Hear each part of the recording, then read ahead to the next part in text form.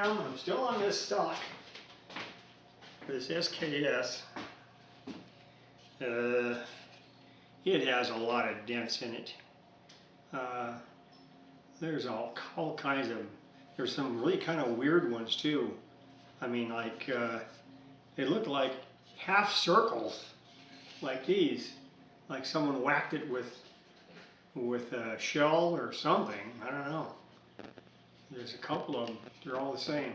And these things are deep too. So I got to do something with that. And the best thing to do for something like this is to get out your trusty steam iron. And that's right, the old steam iron. And you could actually steam it.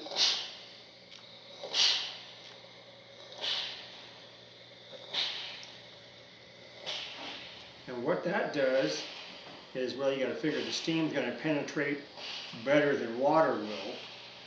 And what it'll do, it'll bring out the, it'll actually raise the dents. I'm not touching it, I'm just barely above it.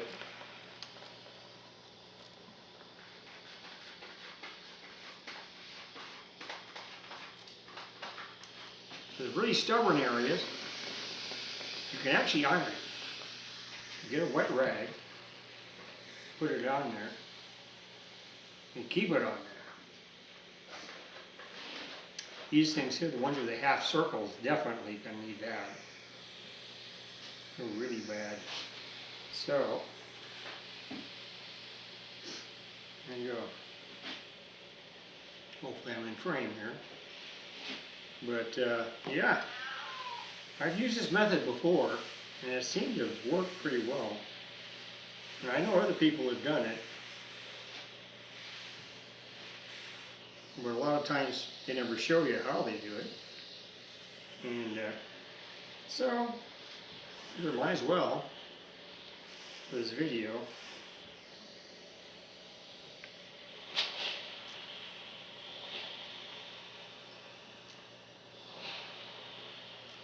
I know, it's kind of like watching paint dry, but it will raise the grain. That's a good thing about it. A lot easier way than doing it some other way. I mean, otherwise you'd have to be, you'd be filling all the dents with, oh, there's a cat. He's pushing. He's moving it. Moving my camera.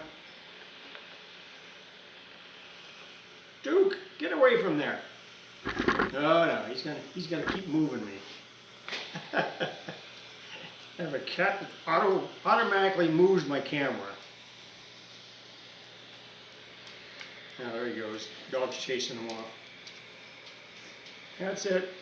Go get him, Chubbs.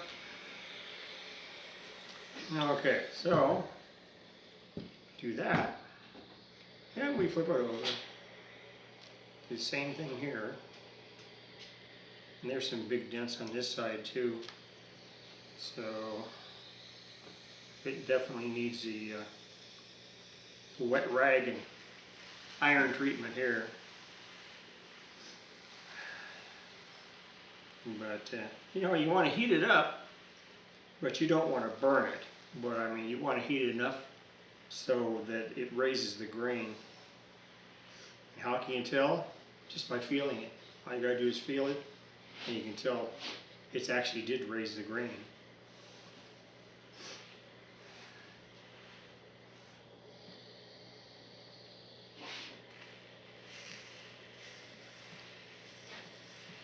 And so far, I've done all this by hand, so it's, and I really had to watch it because in the center part of this stock, it's really thin.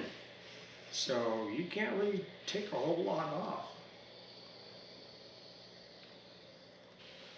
I'm just going to do the whole thing just because I can.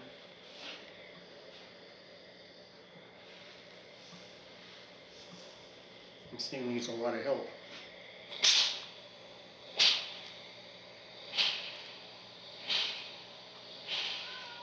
Steam always helps. Couldn't hurt.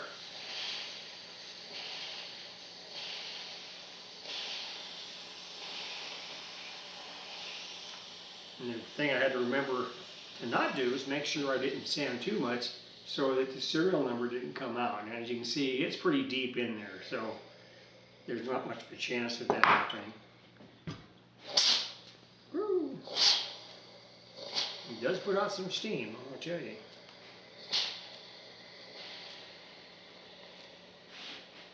Let's see. I'm going to try it down here too. But yeah, so there's a few tricks you can learn on working on stocks, especially old ones. I mean, I have another stock out in the garage. It's a brand new one for the M1 Grand, and I was going to go ahead and redo that sometime in case I ever wanted to replace the stock that was on it. It's a standard M1 Grand stock. It's not a sporterized one. Back in 1970, basically, a lot of stuff, since rifles and stuff were cheap back then. I mean, I got a it was a 98 Mauser model, 98 made in 1941 in Danzig, Germany. And back then, at Siegel's gun shop, it cost me a whole $69. My battery died. But yeah, like I said, back then, back in 70, you can get all that stuff really cheap. I mean, rifles and junk, military surplus, everything was dirt cheap. Because I said, had I known all the prices would have gone up, I would have bought dozens of them. But as it was, back then what you did is you sporterized the rifle with a new stock, and that's what you do with the 98. They're saying, oh, you messed it up. I said, well, what do you expect? Back then, that's what we were doing. My uncle, when I bought the stock from him for his model 1903, it was a sporterized stock that he had put on. And my uncle was a veteran of World War II, and also he was part of the VFW rifle team, and they used to go out and shoot all the time. So yeah, he was involved with that for a long time. But yeah, so that's where I got rifles from him. When he was on his boat a lot. He had a fishing boat out of the Berkeley Marina. It was called the Cherokee. And actually I was a deckhand on that during the summers sometimes. Especially when you had to go in a dry dock. When you needed somebody to help him with the work on cleaning up the hull. And then changing the zinc plate and all that sort of stuff on the boat. So I did all that too when I was that young. I was like 19 or something. Let's see. More steam.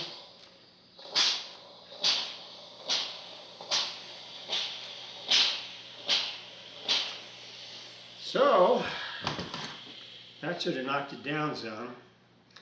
And if we get another block, actually I think I'll take that one.